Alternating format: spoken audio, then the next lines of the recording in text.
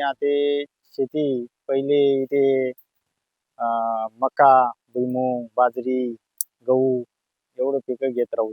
आता आमले कमीत कमी 10 ते 15 वर्ष होईना बाग करायला. तर आम्ही आतापर्यंत मागला वर्षाले मी जवळजवळ रोहित चव्हाण यांनी सांगितल्यानंतर मार्गदर्शन नंतर आम्ही अविना दिली. या वर्षाले कमीत कमी आता 200 ते 250 पर्यंत गाठ सेटिंग होईल. दुसरा पाणी नंतर जे अविना दिदी तेव्हापासून एकदम झाड माझा अशी हिरवटपणा, काळोखी बन, कोणताही प्रॉब्लेम येत नाही, गळ कमी, त्यांना व्यतिरिक्त कोणतं खाद्य नाही, काही नाही. पण आज जबरदस्त रिझल्ट भेटणार. आमची जशी अपेक्षा होती तेवढं भेटायची शक्यता अशी.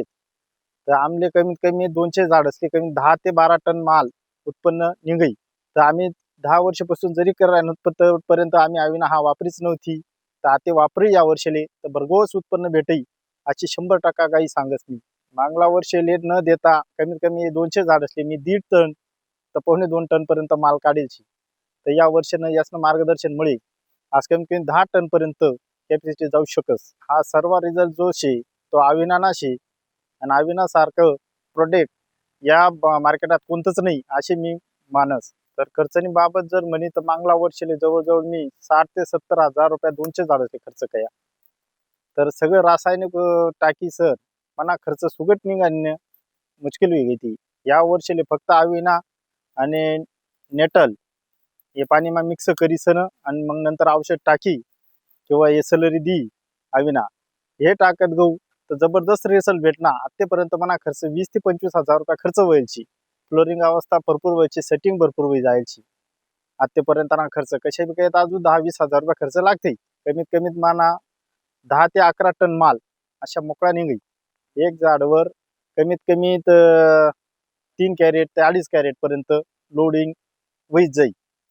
आणि पहिले जे रासायनिक देतं त्यानंतर झाडले असे जळक्यापणा किंवा खालून असे बुरशीसारखं येणं, मुळी कूच करणं, जमिनीची सुपीकता कमी करणं, अशा प्रकारे त्यासनं घ्यायचं झाडा हा रिवर्स होई चालणार होता. नंतर म्हणा विषय अशा होईना का या झाड उपा टाकाना अशी या वर्षी तर खूपच एक नंबर आनंद होई राहणार मला काही इथला रिझल्ट भेटणार.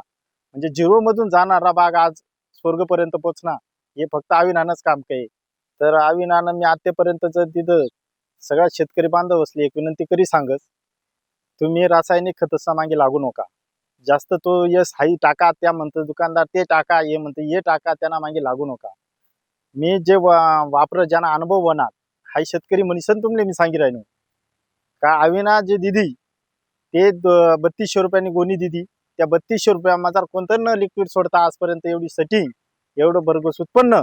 नाहीतर मग आपण 3200 रुपयानं 2000 रुपयाने खाद्यानी गोणी घ्या ती टाका, 4000 रुपयानं लिक्विड घ्या ते टाका, आपण 10-20 हजार रुपयांनी खालून रोज सोडित काही उपयोग होत नाही. फक्त उपयोग कशाशे अविना दिदा 3200 रुपयाना तुला मजर जर उरणं बी तरी आपले पुढे वापरता येस. कांदाले वापरता येईल, भाजीपाला वापरता येईल, जे लागे त्याला वापरता येस. ते असे काही कोणतं यानं नाही शक आपले वापरता येणार नाही.